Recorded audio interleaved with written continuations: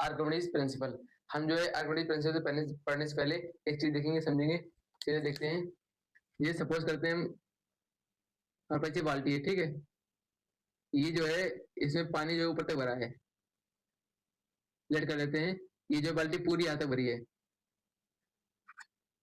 पूरी भरी है बिल्कुल, ठीक है। आप घर में भी ट्राई कर सकते हैं कि ये बाल्टी पूरी भरी है, ठीक है। आपने जो है लेट किया कि क्यूब लिया, क्या लिया, क्यूब, क्यूब लिया। उसका क्वेश्चन आपको पास होगा, लेंथ होगी, ब्रेथ होगी, हाइट होगी। तो इसका क्वेश्चन कुछ वॉल्यूम तो होगा, पढ़ा होगा आप लोगों ने। वॉल्यूम, वॉल्यूम नहीं, जो लोग ईयरफोन लगाते हैं उसका वॉल्यूम बढ़ाते हैं, वो नहीं होता है। ये वॉल्यूम में आता है कि उस ऑब्जेक्ट में कितना अमाउंट है, जैसे इसकी कुछ ना कुछ लेंथ होगी, ब्रेथ होगी, हाइट होगी, उनका मल्टीप्लिकेशन करने के बाद क्या निकल गया था हमारे पास, इसका वॉल्यूम निकल जाता है। तो वैसे ही हमने इसका एक हमने क्यूब को तोड़ लिया, ठीक है। क्यूब लिया। अब मैंने क्या किया, इस क्यूब को जो है इसमें रख दिया, इसमें छोड़ दिया, ठीक है। तो इसमें छोड़ने के बाद जो है इतना यहाँ आ जाएगा ये, ठीक है। ये क्यूब जो है इसके बाल्टी के अंदर में छोड़ दिया, अंदर आ गया। अब क्या होगा कि बाल्टी जब पूरी भरी थी, जब मैंने उसमें ये क्यूब छोड़ा तो कुछ ना कुछ पानी तो बाहर आएगा। आप लोगों ने ट्राई भी किया होगा कभी कि पानी कुछ ना कुछ बाहर आएगा कि नहीं आएगा, अभी बताइए। कुछ क्या कुछ पानी जो बाहर आएगा, ठीक है। क्यूब को डालते ही जो है कुछ ना कुछ पानी जो है बाहर डिस्ट्रेस हुआ इसमें से। तो हमने क्या किया, एक बीकर में इसको जितना पानी जो बाहर निकला था, डिस्ट्रेस हुआ था, वो पानी जो है हमने कलेक्ट किया गया, इसमें जो है कलेक्ट कर लिया, ठीक है।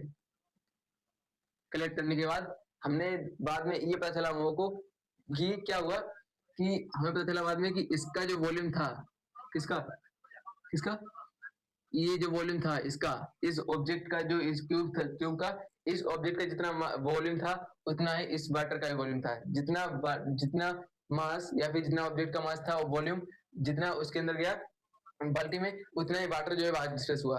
जैसे बताते हैं आपको, जैसे ये मार्कर है, ठीक है, पूरी बाल्टी भरी हुई है। तो इस मार्कर का जितना वॉल्यूम होगा उसमें बाल्टी में डाला तो बाल्टी पूरी भरी थी। तो जितना इस बार इसका वॉल्यूम होगा उतना ही पानी बाहर डिस्ट्रेस होगा। जैसे इस क्यूब का जितना वॉल्यूम था उतना ही पानी डिस्ट्रेस हुआ। तो यहाँ चेक किया बाद में कि इसका वॉल्यूम जितना निकला है, इसका ऑब्जेक्ट का क्यूब का जितना वॉल्यूम था उतना ही इसका वॉल्यूम होता है। जैसे ये मार्कर है, इस मार्कर का वॉल्यूम जितना होगा उतना ही पानी भी डिस्ट्रेस बाहर होगा। जैसे हाथ है मेरा, मैंने इस हाथ को जो बाल्टी में रखा, डाला, तो क्या होगा, जितना मास मेरे हाथ का होगा उतना ही मास जो है जितना वॉल्यूम मेरे हाथ का है उतना ही वॉल्यूम ऑफ वाटर जो है बाहर निकलेगा, डिस्ट्रेस होगा। ठीक है, आपको अगर अच्छे से क्लियर समझा हो आ गया हो तो बताइए। अब देखिए, अब पढ़ते हैं क्या स्टेटमेंट दी थी आर्किमिडीज प्रिंसिपल ने कि इट स्टेट बताते हैं कि when an object is partially और fully immersed in an fluid. जैसे कि ये फ्लूइड है कोई भी, उसमें क्या किया, कोई भी ऑब्जेक्ट जो है या फिर आधा गया या फिर पूरा, ठीक है, फुली इमर्स्ड है या फिर पार्शली, ठीक है। अब क्या होगा कि it experiences N upward force. अब जो इसमें डाला तो कुछ ना कुछ फोर्स लगेगा, अगर पढ़ाया था बुओयंट फोर्स पढ़ा था, याद है, बुओयंट फोर्स। तो बुओयंट फोर्स किधर लगता है, बुओयंट फोर्स अपवर्ड लगता है, तो ऊपर लगता है बुओयंट फोर्स, बुओयंट फोर्स नीचे लगता है कौन सा फोर्स, एनजी लगता है। अब हमें क्या पता चलता है यहाँ से कि क्या लिखा, an upward force called buoyant force, ठीक है, इधर समझ आ गया। That is buoyant force is equal to the weight of displaced matter by an object। इस कोई भी ऑब्जेक्ट जो इसमें फ्लूइड में डालेंगे, इसमें इस बाल्टी में, जितना उस ऑब्जेक्ट का वॉल्यूम था उतना ही पानी बाहर आया, ठीक है। ये ऑब्जेक्ट उसका भी वॉल्यूम इतना ही होगा। तो बाद में क्या पता चला, इस बुओयंट, ये तो पता चला था कि इसका वॉल्यूम और इसका वॉल्यूम क्या होगा, सेम होगा। अब जो है इसमें बता रहा है कि ये बुओयंट फोर्स लग रहा है इसमें, ये बुओयंट फोर्स, इसकी वैल्यू किसके इक्वल हो जाएगी हमारे पास, जो ये वाटर जो डिस्प्लेस हुआ है उसका अगर हम वेट निकालेंगे तो उसके इक्वल हो जाएगा।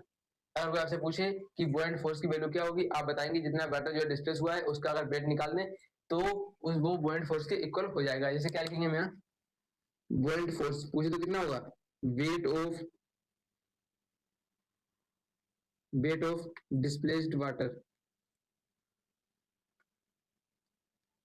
वाटर जितना डिस्प्लेस हुआ है उसका अगर हम वेट निकाल लें तो वो बुओयंट फोर्स से इक्वल हो जाएगा। अब कहें कि वो ये क्या होता है, क्या वेट, वेट कैसे निकालेंगे, वेट आएगा न्यूटन में। कल उसमें परसों पढ़ा था उन्होंने थर्ड लेक्चर में, क्या पढ़ा था कि वेट निकालने के लिए मास कांस्टेंट रहता है, क्या रहता है, मास कांस्टेंट रहता है, बट वेट चेंज होता रहता है, वेरी करता रहता है। तो वेट कैसे निकालेंगे, weight is equals to mass into G, M into G, mass into gravity पढ़ा था। इससे जो आप वेट निकालेंगे तो इसकी यूनिट क्या होती है, न्यूटन।